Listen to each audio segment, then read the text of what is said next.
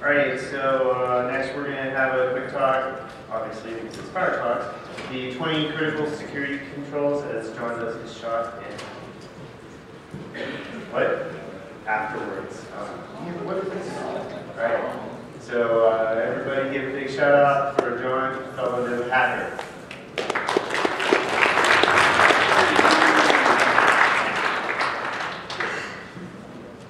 Hi.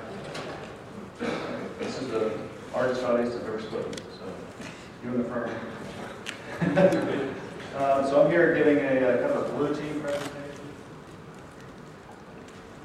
Okay, so this long-winded title, extending the 20 critical security controls to gap assessments and security maturity modeling. I guess you could shorten that to simplified security modeling. Anyway, so one thing I didn't include the slides is a little bit about myself. I have, I guess, about 15 years of configuration management consulting experience. I then went on to do primarily security engineering. I've done security configuration standards work as well. And then after that, did had responsibility for security operations and engineering for a federal agency. And as part of that effort, learned a few things about the 20 critical security controls and how to apply those. So I was going to share those with you and propose a way to use that as a model moving forward. So I guess I'll show of hands. Who's familiar with the 20 critical security controls, also known as the Consensus Audit Guidelines, the SANS controls? Okay, so half of you. All right. Okay, so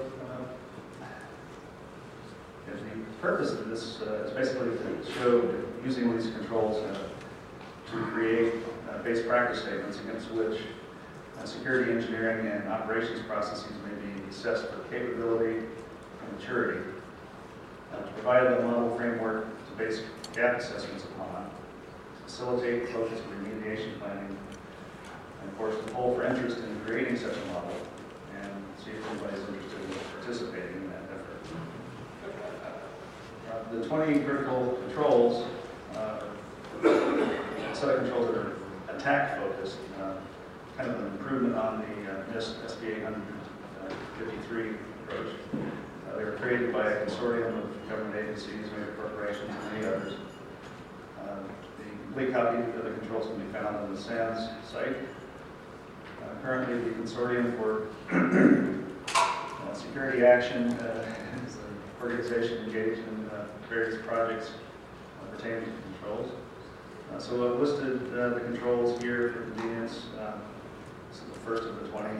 So I'm going to give some detail on the first one, the inventory of authorized and unauthorized devices, and kind of dissect that. There's 20, of course. The last few are ones that cannot be fully automated, so there's some manual effort involved in those. Okay. So each control has a short title. It's like this example here, inventory of authorized and unauthorized devices.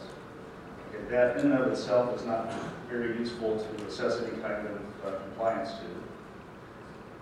But the detailed sentence there is basically a two-parter. Okay.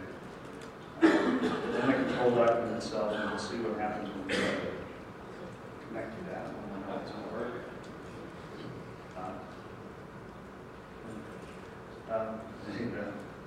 So in the control document itself, there's a whole bunch of other information that follows the statement, giving examples of what can be done to implement that control. So it gives a wide variety of things. So that example statement, that two-part statement, I would propose breaking down into two parts. So it had manage inventory of authorized devices and limit network access to authorized devices. So those are two very specific things that you can assess against. Managing inventory of authorized devices is one thing. Limiting access to authorized devices is another. Okay. Use the term base practice as opposed to best practice because kind of derive this from the system security engineering CMM.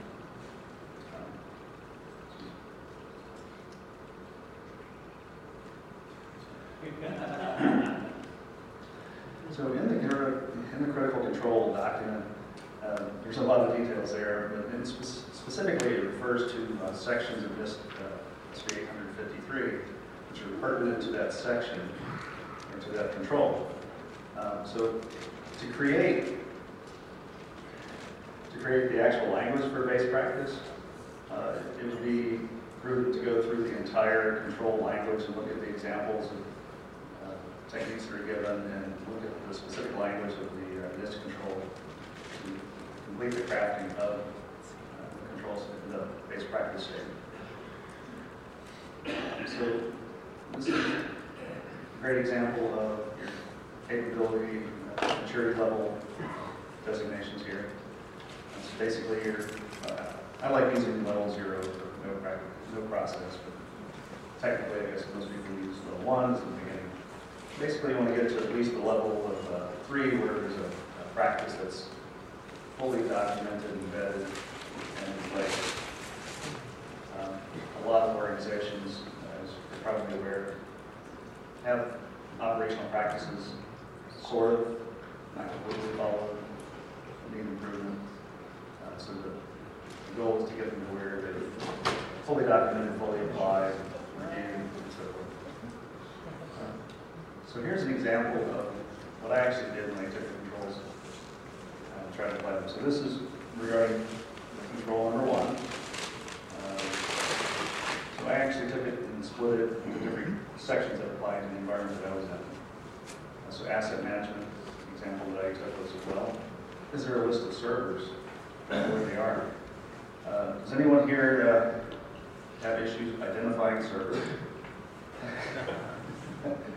Yeah, so there's obviously issues there, right? And then device authentication, how to know that the device is actually authorized. And then network admission, so MAC and that sort of thing. So basically the different maturity level designations that I had on the previous slide, I assigned the level that applied for that particular environment. And so obviously in this example, network admission, well, probably ought to focus on that a little bit if that's something the organization can stomach. And at least they sort of know where most of their servers are.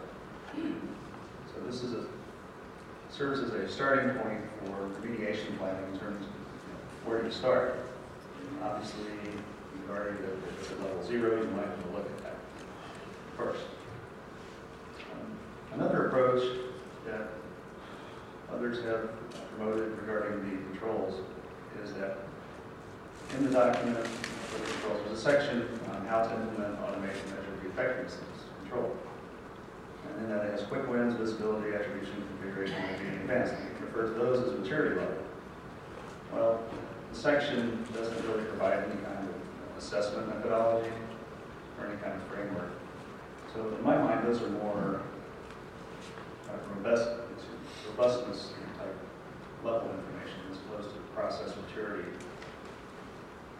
So my proposal is to focus on taking those critical control statements and dissecting them into base practice statements,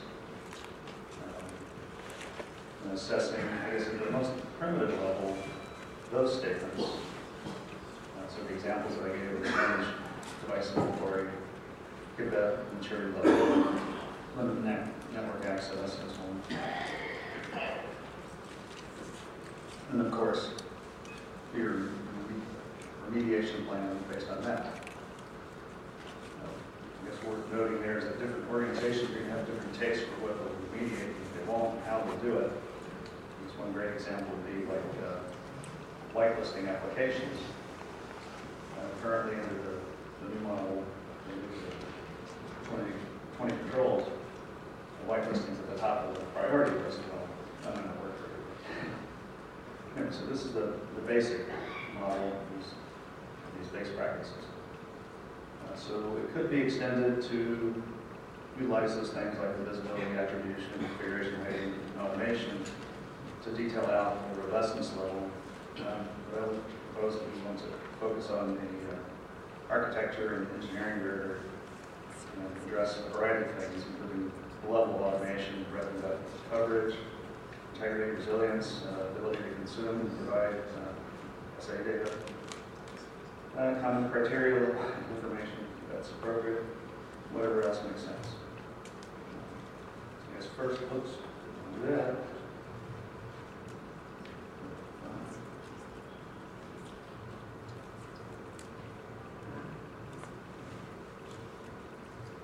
Okay, first I'll give credits. We give special thanks to Tony Sager of the Consortium for Cybersecurity Action for his input and encouragement to promote this model. And of course, any copyrights and so forth that I mentioned that pertain to those owners, and of course the critical controls are the Creative Commons license. So the purpose of this presentation is basically to present this proposed model. The three components being create the base practice statements for each critical control, whether or not to extend the model to define robustness levels and define the assessment method. And number three, to create tailoring guidelines. So the big question is, does this approach make sense? And would anybody use it?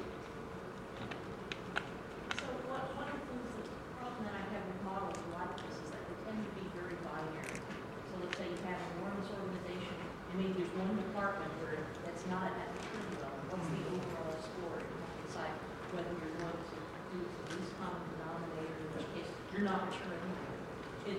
Are you intending to put any sort of gradation, or fuzzy levels into the sort of assessments that you can account for that? And so I think the question is, does this apply to an entire company versus a department, and how to address that? Nobody's ever 100%. Right. So Yeah. My initial focus was on the security operations and engineering front line. And I think the most interest in this as a model is for initial assessment. I guess from that perspective.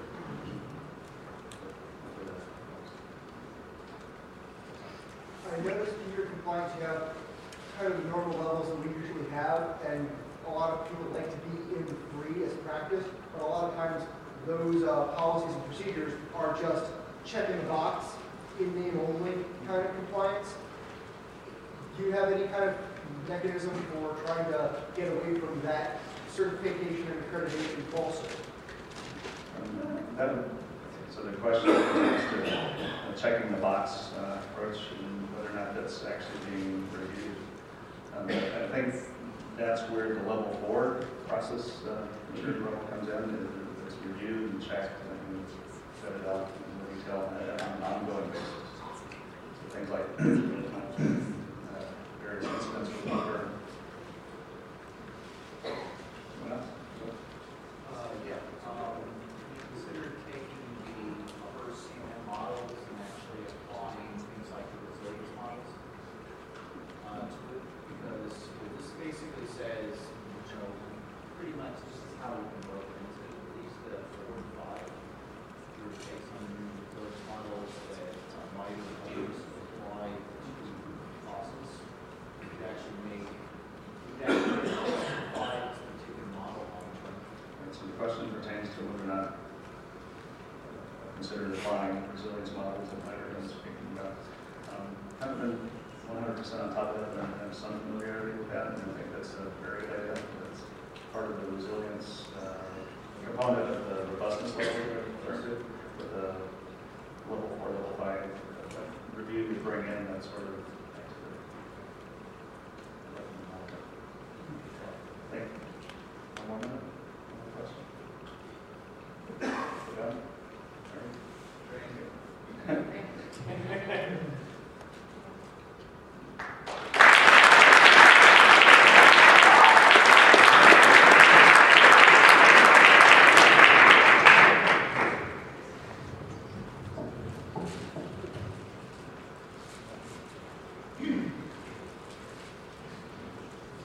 On stage, where is he? Scary stuff.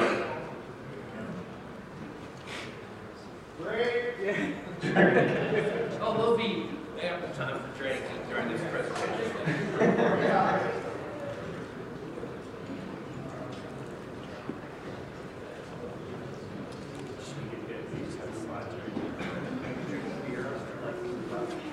Oh, monster and ear.